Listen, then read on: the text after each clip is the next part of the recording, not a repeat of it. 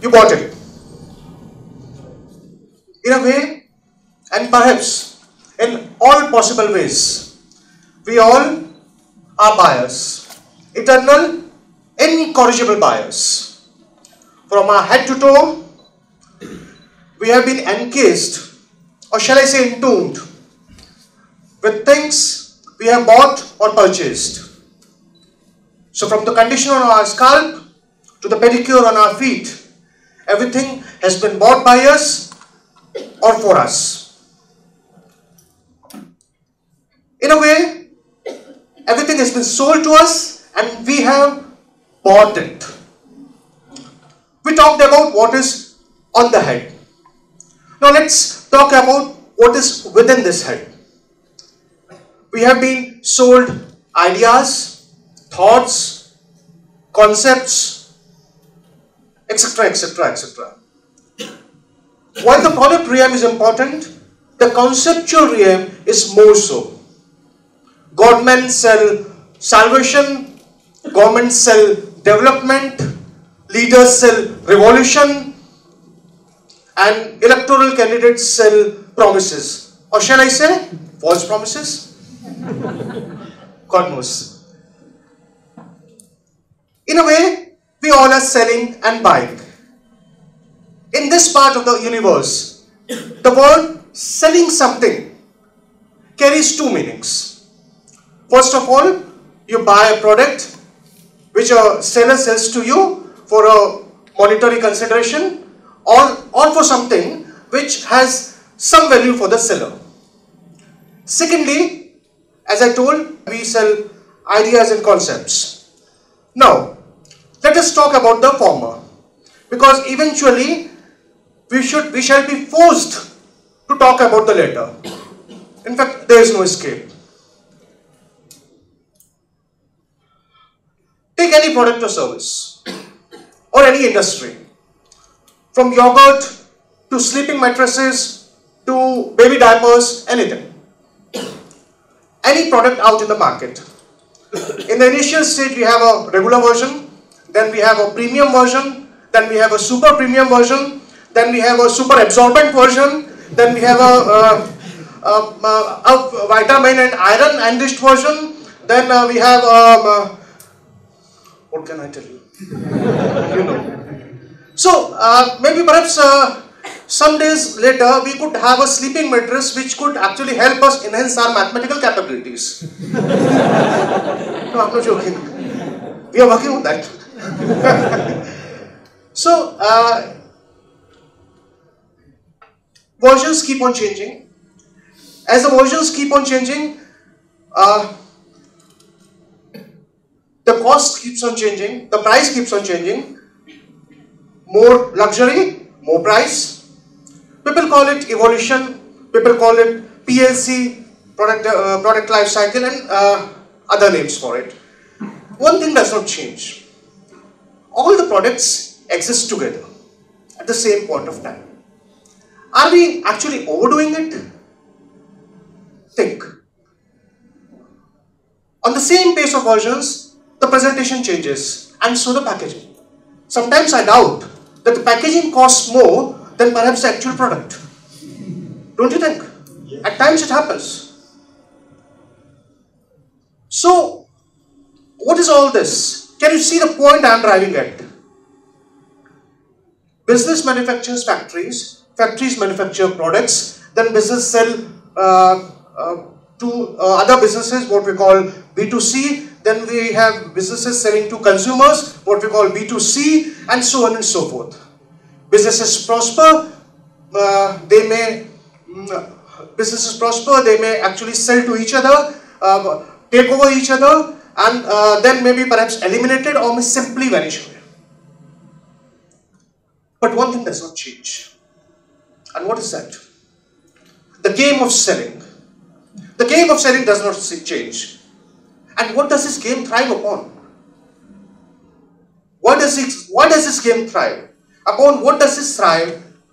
What is selling actually the function of demand?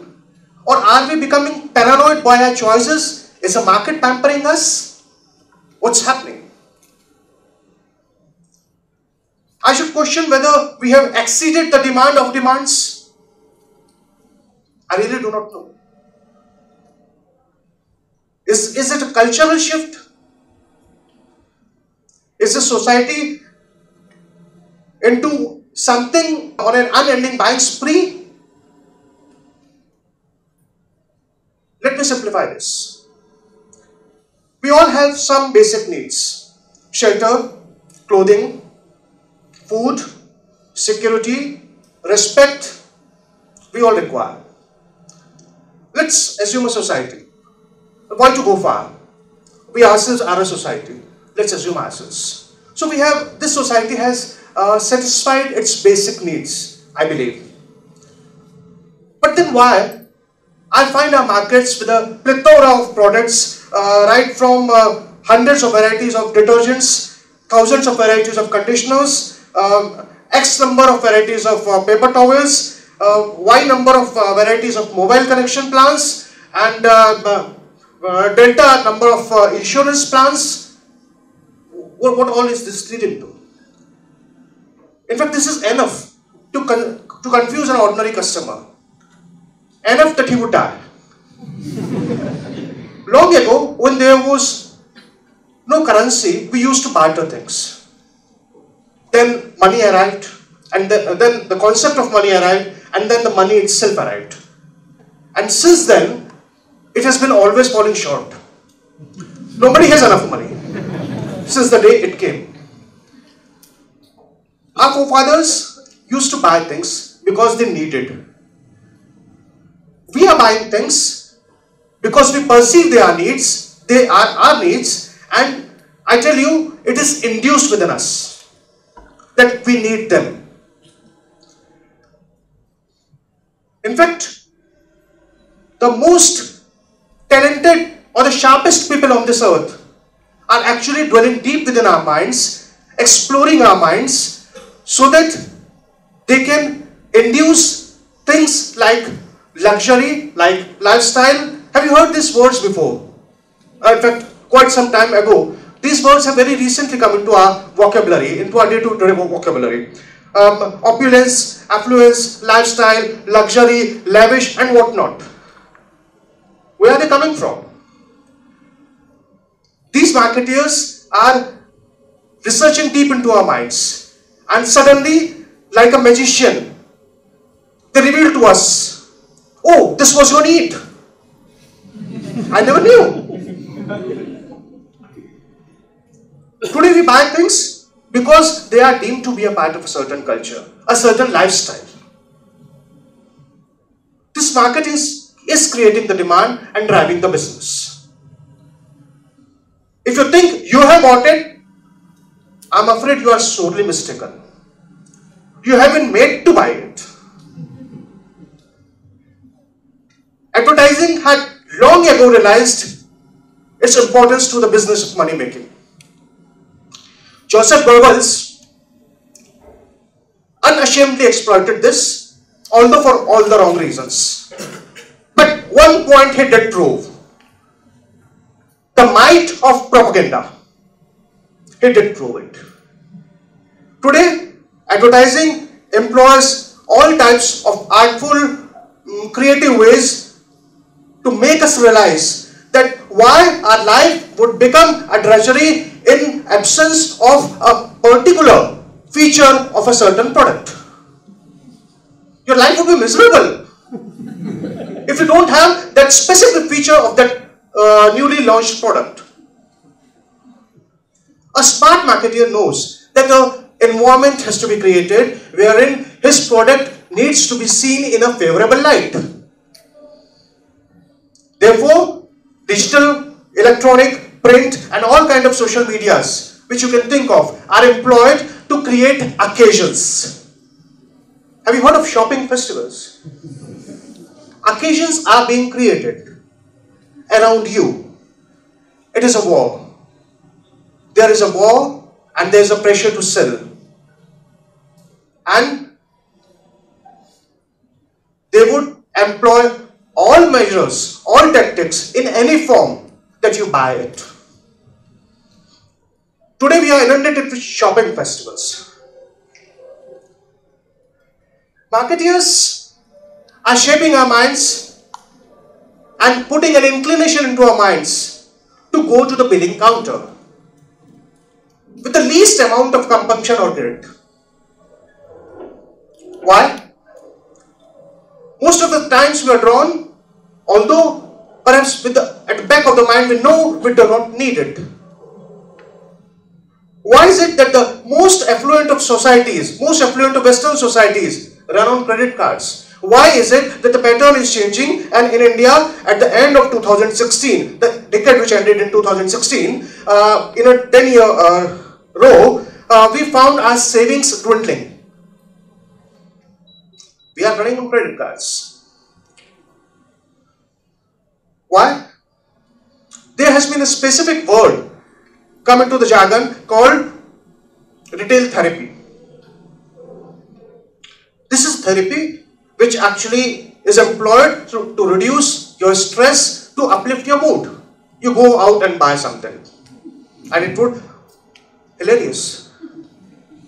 You go out and buy something, and it would uplift your mood and reduce your stress. These are things being propagated, circulated. Believe me.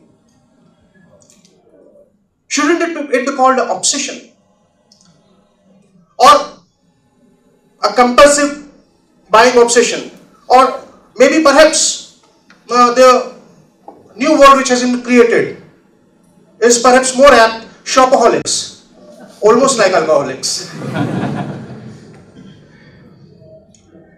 All because we buy, all because we can afford to buy.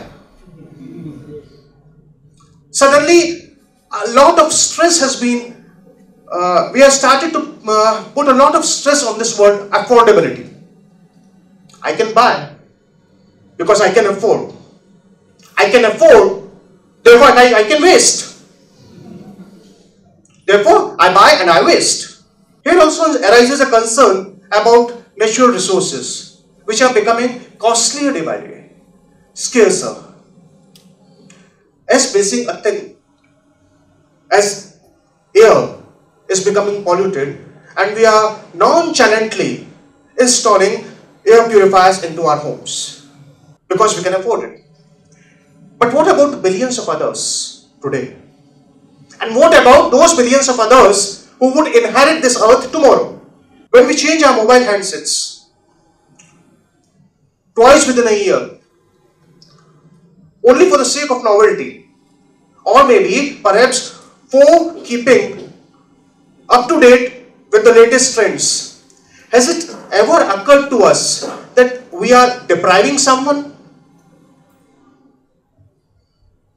And all this happens because the big machine called business needs to run. It has huge installed capacities which cannot remain idle. Lions have been created which need to devour each hour, each minute, each second. And what do they devour? Me, our money, you, God knows. It is wrong to assume that they are catering to our demand. Rather, they are creating demand, then serving it and making money to create still huge capacities which will further require new set of marketing efforts. The set of victims would change, but the game would not. More and more inventory is being created. Marketers are flooded with discounts. In fact, the difference between the word commodity and brand has therefore come into existence. Not surprising that we hear words like cold call or hard selling. So why should there be complaint against this growing materialism? Why should one feel aggrieved? Why not?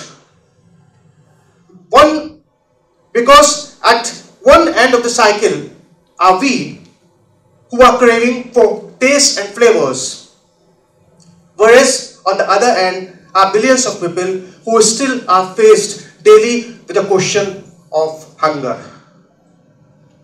Think about it.